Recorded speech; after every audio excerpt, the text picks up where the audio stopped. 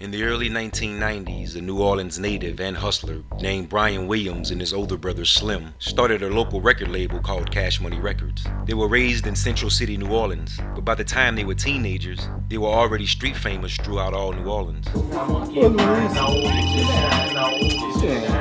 Cash Money Records.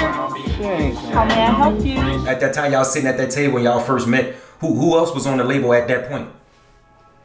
Nobody was on the label but Kilo G, and I want to say PMW. Mr. Ivan, and Kilo G, Mr. Ivan. Mr. Ivan, 187 in the hockey. Mr. Ivan, 187 in the hockey, man, he was a real rapper. They was really rapping though. They wasn't bounce rapping, was it? They was rapping. All the dudes had balls, but they all died one by one. Yella died, Daddy-O died. I was like, damn, all these niggas dying. New Orleans at that time was the murder capital. Niggas was dying every day. Every day. It was ridiculous how many funerals I went to that year, 90, when we peaked as the murder capital. In that past 94, that was the worst year. That was the worst year. And I was out shit on the dope and coke running like a big dog supposed to. 1994 was the epitome of old New Orleans and was the year the city became known to the world as the murder capital. World News and CNN gave coverage to the NO like a space shuttle liftoff, which made the city stick out like a sore thumb. Do you think New Orleans played a factor in your son losing his life? New Orleans is a jinx. That's a jinky town. You tell me this. Soldier Slim, Magnolia Shorty, BTY, and the list goes on and on.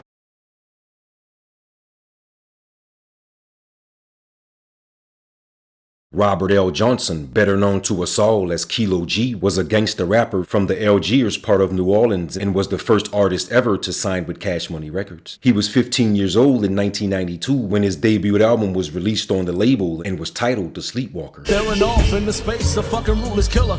Fucking 9 by my side all the time cause I'm a crazy looking. Although Cash Money would soon become known as one of New Orleans' top bounce labels, Kilo G was a real rapper and the main attraction on the label at that time. In 1994, Baby and Slim signed mega producer Manny Fresh, and in August 1995, the label released Kilo G's second album, titled The Bloody City, which only sold a few thousand copies out the trunk. A psychopath and maniac on a fucking rampage, dicing motherfuckers kicking ass and taking names. Kilo G used to be in Rolling studio all the time. Next thing you know, Kilo G did. Now at 20 years old, Kilo G was still signed to the label and was now a resident at the infamous and dangerous De Gaulle Manor, which was located in Algiers, just minutes away from New Orleans. It was technically an apartment complex, but credited as a government housing project due to its high crime rates as well as its architectural design. So the events that took place on the day of January 15, 1997 wasn't out of the ordinary. Neighbors heard two men arguing loudly back and forth at a nearby apartment unit that was immediately followed up with several gunshots. When police arrived, they found 20-year-old Kilo G lying in his own blood from 3 gunshot wounds that had the rapper clinging to his life. Within the last few minutes of his life, police tried to get a name on who did it, but the fight to live wouldn't allow it. He departed before he could respond. And due to no one seeing the actual shooter, the case went cold. Kilo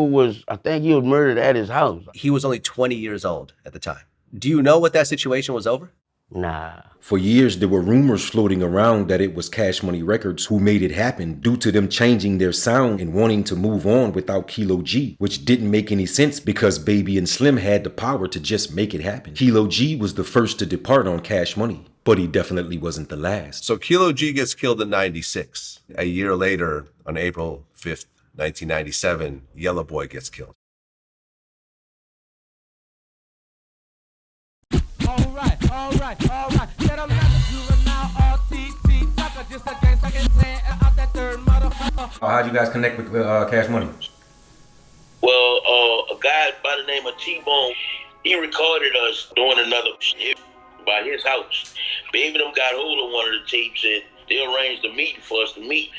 And when we got to the meeting, they had the contracts already drawn up. They gave us the contracts that day. UNLV, and they was doing their little thing. They was doing concerts at the time. They was creating a buzz in the city. That's the way I like it. I like it when you get real crazy. And that's the way I like it. None of the adults in the neighborhood liked it, and because he said anything, he like disrespected all he never respected. Yeah, he never respected adults. So he was definitely a spoiled brat, but his character, he was a real creative person. As I think back, They didn't want him to be a part of the group anyway. In the beginning, in the very beginning, Baby and Slim was against us adding another member to our group. In 1997, UNLV member Yella Boy was shot to death in New Orleans. According to reports, he had bought some dope and he was sitting in his car and he gets murdered in his car, shot in the head in the Central City neighborhood of New Orleans. Well, as far as Yella, man, I mean, it was real unfortunate. It was an unfortunate situation. You know, I was actually by my aunt during the time of his murder. My little boy was just born. It's like almost 2 in the morning, man. We haven't even went home yet. When I got the call, yeah, it was maybe like 4:30. You know, I went to the scene and see my little nigga slumped over in a trooper like that. Something I always remember, you know. When we decided to leave, Yella just got killed, but drag him in the river was scorching hot. You want a nigga like me to beware, huh? I'ma show you some sports right now. You bitch, you. Take them braids out his head, Yella. Me taking Yella, dog, we lived a fucking hell of a life, man. I mean, we done been through some shit, highs and lows. But, you know, once she left, we had to, like, recalculate, you know what I'm saying? Rethink the shit. And what was the word that you was hearing like that was going on in the street about what happened? I heard that he was he pulled up by this club called Tammy's, and he was going to get some dope or whatever, and he was murdered in his car. Did they ever catch the guy who did it? Now the case went like a cold case or some shit like that. Sources say Yella Boy allegedly pistol whipped Baby due to money Baby was holding back from him. Whether it's true or not, we'll never know. But what we do know is on April 15, 1997, the news clip said New Orleans rapper and Cash Money affiliate Yella Boy was killed during a suspected drug deal gone bad. He was 22 years old. Strap through the Mac, to the mouth and the Calio. Red cross, play bone straight to the black hole. Stop at the store to get a quarter, fucking crazy home. Your extra question, am I gonna get on a call?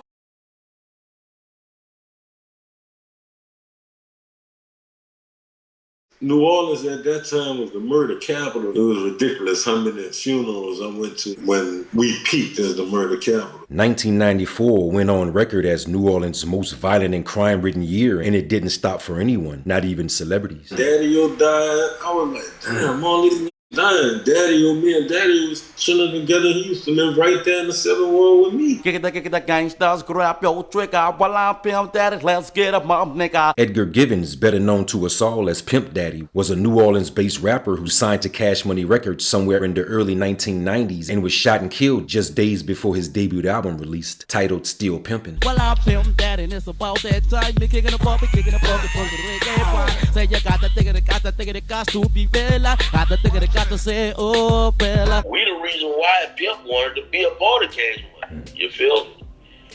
He was signed with Full Pack at the time, you know. We were signed with Cash Money at the time. That was all the dude used to come thug with us or whoop-de-whoop, you know what I mean? He wanted to get closer to us, you know.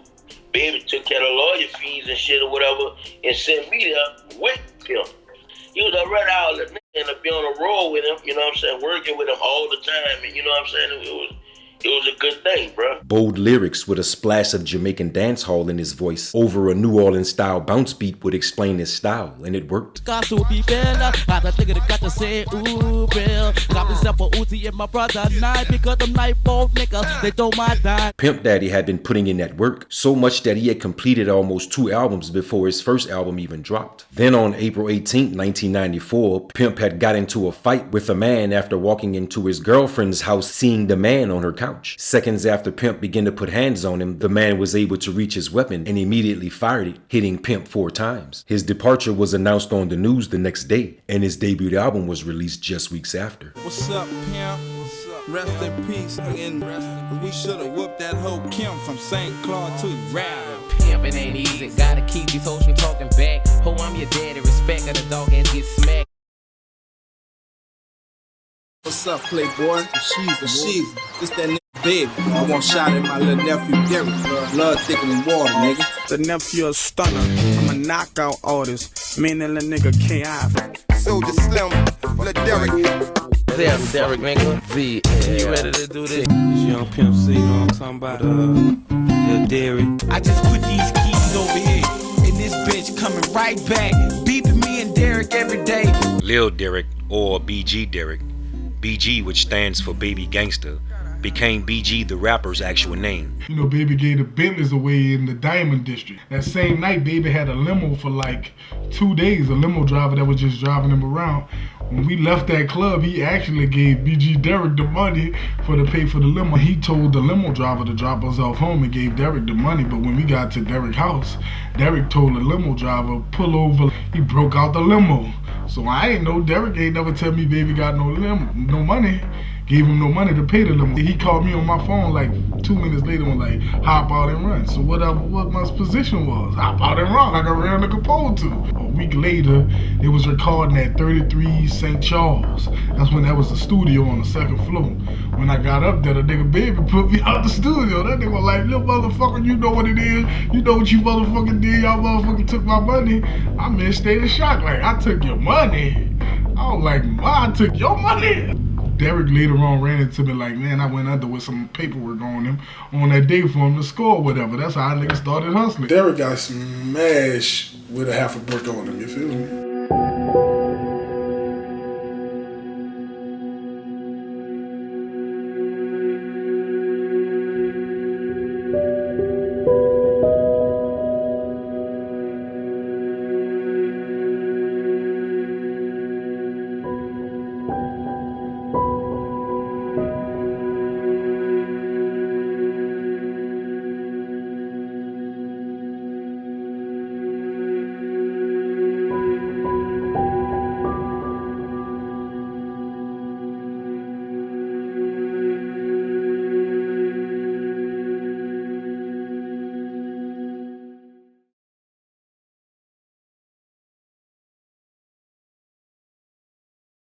Although he was a lyrical giant with all the necessary factors to become the world's next big hit, he was deeply entangled into a Pigeon Town's way of life, which earned him an extended stay at the Orleans Parish Prison. Unless he did them 4 years, or 3-4 years, when he came home, he was on a whole nother level. Young whole mind frame hadn't changed, and it was more about music, living, money, instead of just slanging eyes. Rider music.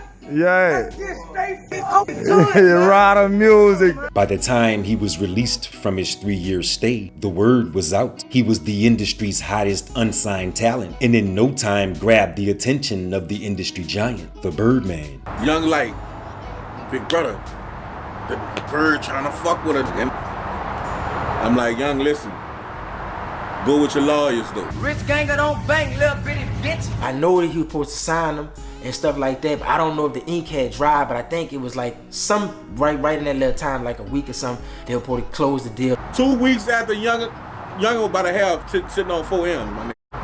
Baby was about to put it all the way in his fucking life.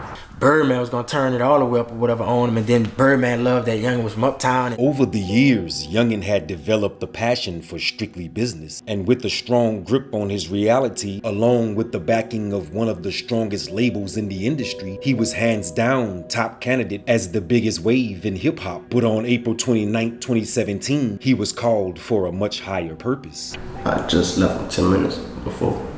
We linked up, we left. We left like 10 minutes. That's when we got the call.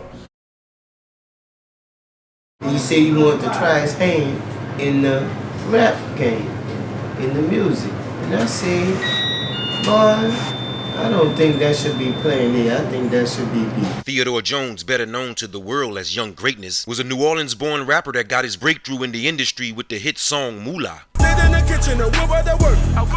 Moolah made it on the Billboard Hot 100, peaking at number 85 on the chart. In 2016, Rolling Stone included Young Greatness in their list of new artists you need to know. That same year, he performed Moolah on The Late Show with Stephen Colbert. In 2017, he made a power play and left Quality Control Music and signed with the Birdman and Cash Money Records, where he was looking to have a brighter future. I'm a big timer, baby, ooh. So when he left Quality Control, did you feel better that he started working with Baby? Did he tell you? No, I did not. No, I did not. My stomach did this. Why your stomach did that? Because I said to him, whatever you do, don't go that way. And he did just what I said to him.